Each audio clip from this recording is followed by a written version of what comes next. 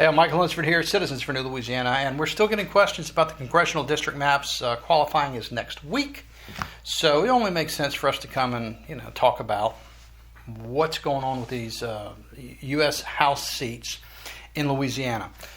The original map passed in 2024, we call it the Clio map, appears to have been created to trigger a challenge to the Voting Rights Act and to throw out racially discriminatory districting, which it has succeeded in doing magnificently, as a matter of fact. In fact, the entire United States is now redrawing or has redrawn maps for this election to remove the racial gerrymandering done all over the country. And that's thanks especially to Louisiana doing the hard work with this lawsuit. So let's go look at the maps. There's still a lot of confusion around the numbers. And one of the things I want to bring up, specifically mention with you, is the new maps do not include the racial voting age population. And we're going to look specifically at black voting age population because that's what the lawsuit was all about. The new maps don't include that. In fact, the challenge to the maps by Paul Hurd, they presented their own map. And that map also does not include black voting age population, which is curious because that's what they got sued over. So I guess maybe they don't want to get sued again. So I talked to several folks in the process. They said, I didn't even want to know what it was. We didn't even look at it. We don't know. So as a result of that, I had to go pull the data manually from every precinct in the state of Louisiana and then redo these district maps to reflect the data that they didn't want you to see. Does that make sense? Let's go have a look. So here is the original 2024 map. And so let's go look at the data. Here is the Clio district. And this is all in the bill. Black voting age population is 54%. Now let's go look at Troy Carter's district. Black voting age population is 51%. And then the rest, so here's Mike Johnson's district. Black voting age population, only 20%. This is the old Letlow district, Julia Letlow, Luke Letlow, and a now open seat for various folks who are running for it, 27%. Congressman Higgins, black voting age population, 22%.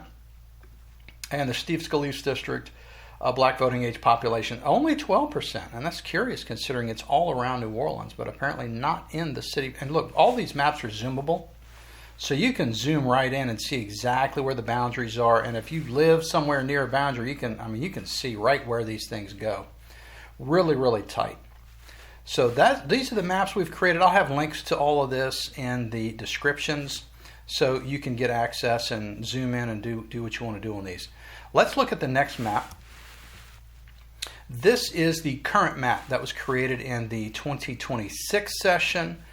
To resolve the issue with the federal court saying we had to racially gerrymander. The Supreme Court said, no, you don't. And by the way, those maps that you created are now, they're illegal and invalid by the Supreme Court. So now we have to go back and redraw. So this is what was the new map that just got redrawn just earlier this year. Let's have a look.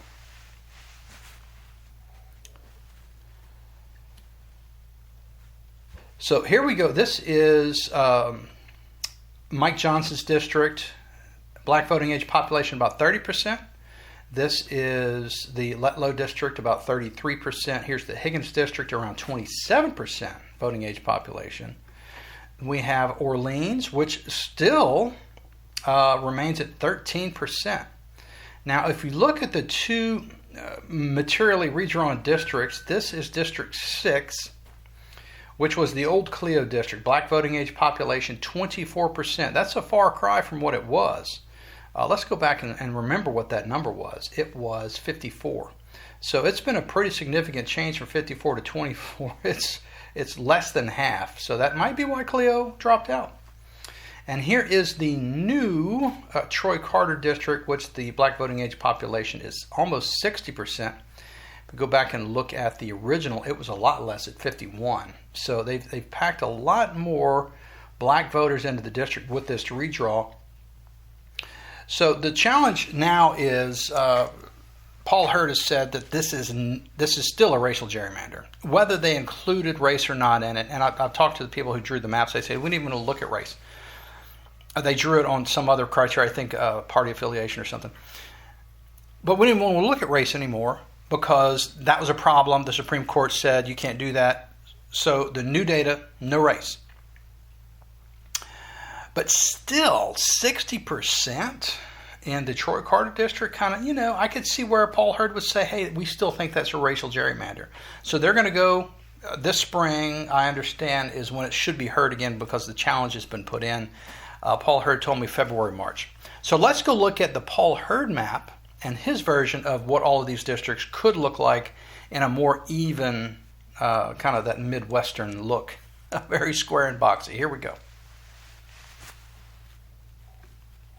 So here's the Paul Hurd map. Again, Mike Johnson, we'll start over here. Black voting age population, 31%. The former Julia Letlow district is about 38%, which is pretty high. We have, this is Clay Higgins, is 29%, still a little bit higher than it was. We have the Steve Scalise district, which is 40%, which is incredibly high considering where it is now at like 16%. This is the Troy Carter, this is the old Clio district. District 6, and the black voting age population is now 28%, according, this is the Hurd map, not official. And this would be the extra district, which I'm not entirely sure which one this would be attributed to. Maybe this is Troy Carter, I guess, would be this district. Black voting age population, only 19%. So there you have it. These are the different maps that are available. Go check them out. Go zoom in, see what you think. You're going to see the Paul Hurd map come up again next year in late winter, early spring.